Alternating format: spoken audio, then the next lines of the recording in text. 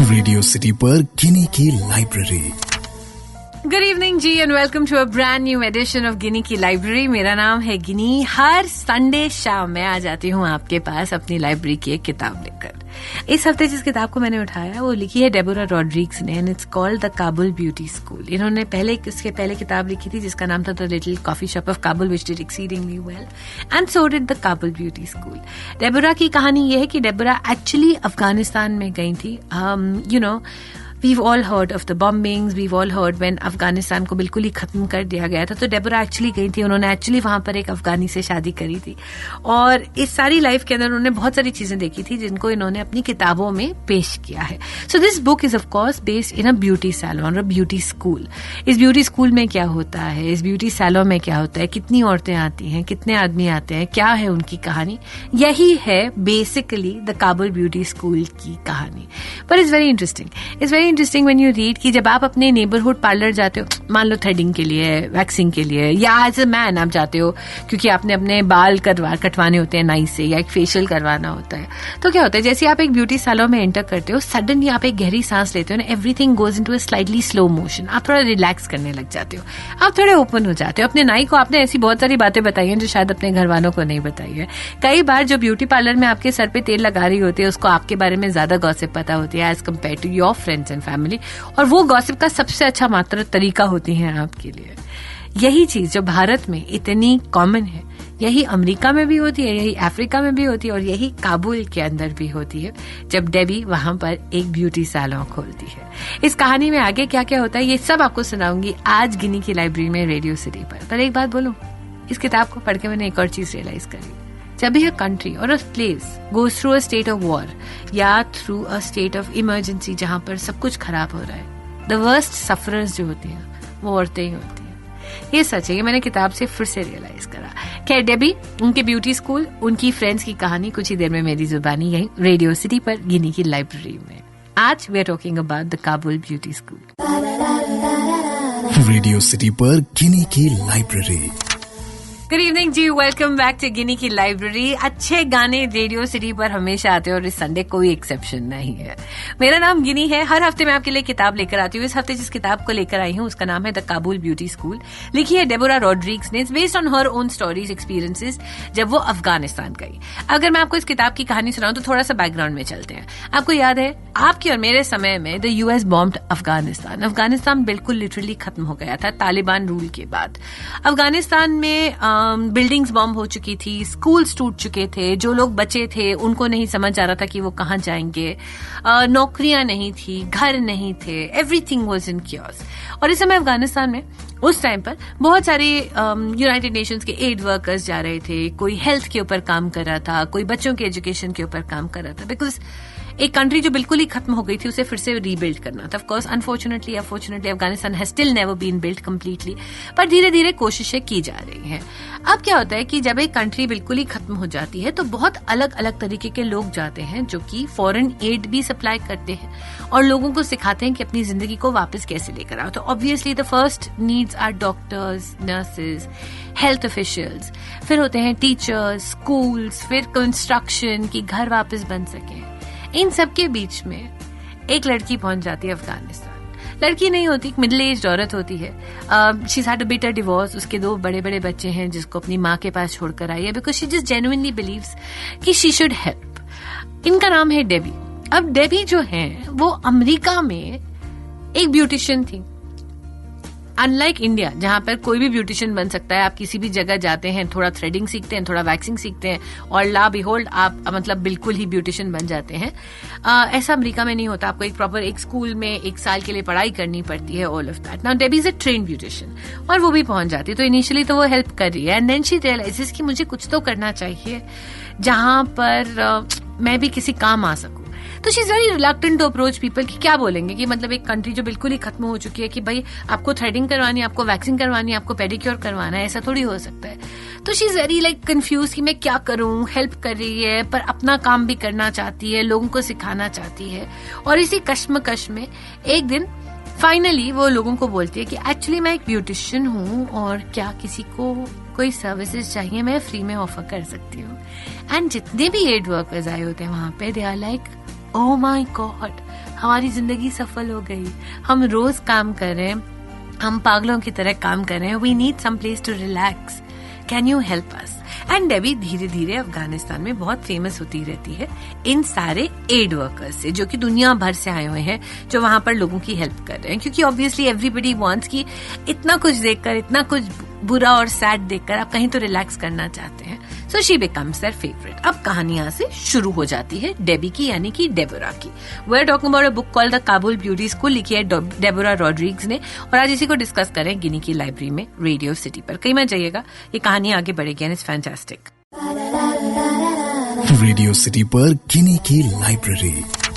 Welcome back, a beautiful Sunday evening. You my beautiful people, किताबों की आप बात कर रहे हैं मेरे साथ. मेरा नाम गिनी है, इस शो का नाम गिनी की लाइब्रेरी है, ये रेडियो सिटी है, और आप, आई लव यू कि आप अपनी जिंदगी का 1 घंटा मुझे दे रहे हैं. Thank you very very much. आज जिस किताब की मैं बात कर रही हूँ उसका नाम है the Kabul beauty school. Deborah यानी कि डेबी की कहानी है. अफगानिस्तान में आती है Debbie because she wants to help Afghanistan को. जब रीबिल्ड किया जा रहा है after the Taliban have left और उनको मार दिया गया है, तो वो सिटी को रीबिल्ड करने आई है.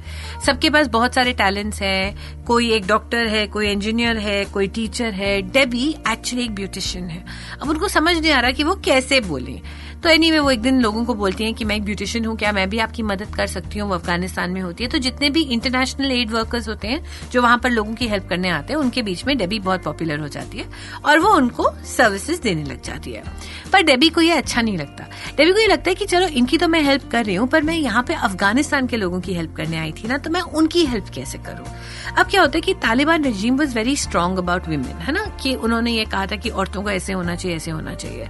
तो कहीं ना कहीं ब्यूटी सैलून्स या पार्लर्स को कहीं ना कहीं उनके दिमाग में और लोगों के दिमाग में ऐसा था कि यहाँ पे प्रोस्टिट्यूशन के रैकेट्स होते हैं. तो अफगानिस्तान के लोग are not very very open to the idea of a beauty salon या ब्यूटी पार्लर.